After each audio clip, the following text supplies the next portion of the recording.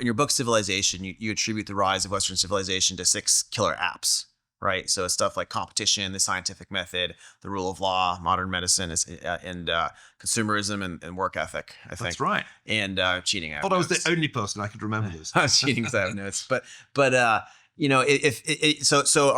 those still killer apps that are still really key? And have any of those broken because of some of these things that are breaking things? Are there ways we can reinvigorate them? Part of the point of writing Civilization was to show that it's basically open source. And any civilization... A lot of people copied ours, basically. It's totally downloadable. And once the Chinese figured that out, they downloaded at least 4 of those killer apps. They didn't really want political competition, and they definitely don't want the rule of law, because the Chinese Communist Party can't survive with those things. Yeah. But the other stuff, the scientific method and so forth, the consumer society, they were very happy to download, and they have the work ethic in a great quantity now. Do we still have all 6 of those? I think we have a problem, and I think our operating system looks increasingly like it needs to be renewed, because we need more competition. I think yes, we have in some domains at least much less competition than would be healthy, and I think that's a good example. The rule of law is really the rule of lawyers now. It's really, really expensive to use the US legal system. There's a great deal of abuse of tort law, and so we don't really have the rule of law in its original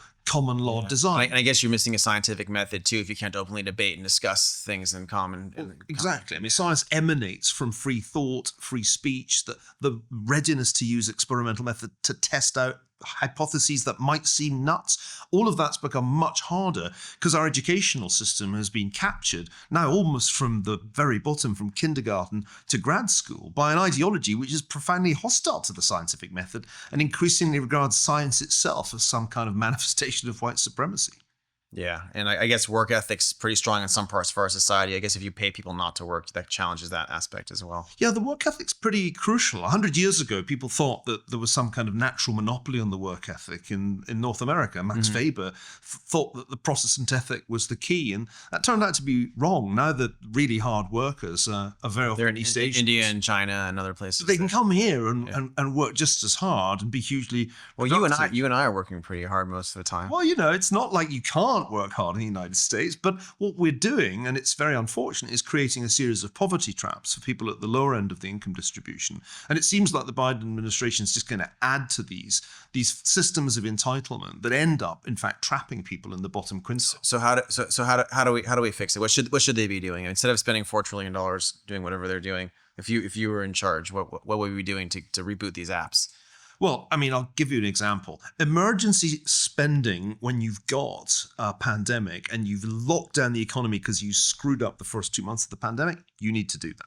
You do not need to continue that level of spending as the economy rapidly recovers because the pandemic is ending, because you have a successful vaccination program. So we're already in the business of overheating the economy. And if Larry Summers, the high priest of secular stagnation, thinks we're overheating the economy, we're overheating the economy. There's going to be an inflation problem. It's already visible. So they're creating needlessly a problem for themselves by thinking that they have to keep doing this aggressive fiscal stimulus.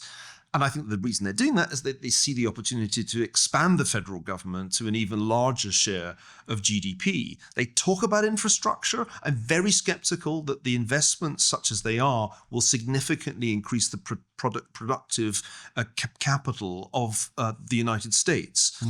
In fact, it may be a wash. We might end up investing in some technologies when we could, in fact, have let the shale gas revolution deliver an equally good, if not better, outcome for productivity. So I think that the list of mistakes is long, Joe, but you asked me what should they be doing? What should we be doing? And I think the answer is actually relatively simple. It's what I try to argue in The Great Degeneration, that there needs to be an attack on the regulatory state, which is a profoundly dysfunctional entity, vast numbers of government agencies. Yeah, there's no check on it. None at all. And in fact, we see that they fail at the job they're supposed to do.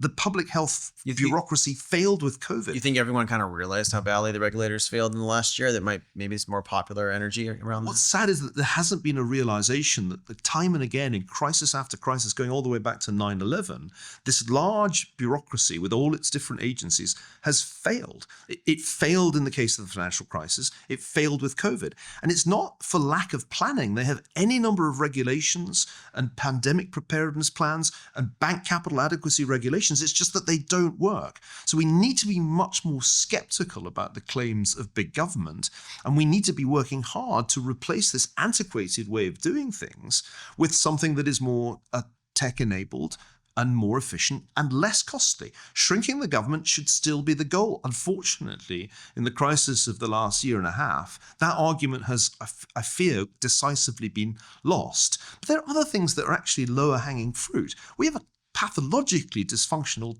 system of education, particularly in public schools, because the power of the teachers' unions is too great. It's a vested interest. It's hurting our kids, especially poorer kids. That's the kind of thing that a truly reforming administration would be taking on. Of course, it's not going to happen. Be giving poor kids choice, basically. Exactly. And we know that that's actually popular with the kind of families who are stuck with lousy public schools, but it's precisely what isn't being delivered. And unfortunately, neither party has really addressed this in a serious way in all the time that I've been in the United States, which is 2 decades now. It's interesting as so many of my friends are talking about these issues now, and yet hopefully they're coming to the surface to the point where you can fight for them. Well, Lenin said the worse the better. Well, we've certainly got it worse. The question is, does that lead to some improvement at some point? And I think it'll only be when we rethink, and this applies particularly to Republicans, we rethink our critique of the administrative state. Because at this point, I think we almost have to go back to first principles. First principles when it comes to education, first principles when it comes to legal reform and criminal justice reform, and first principles above all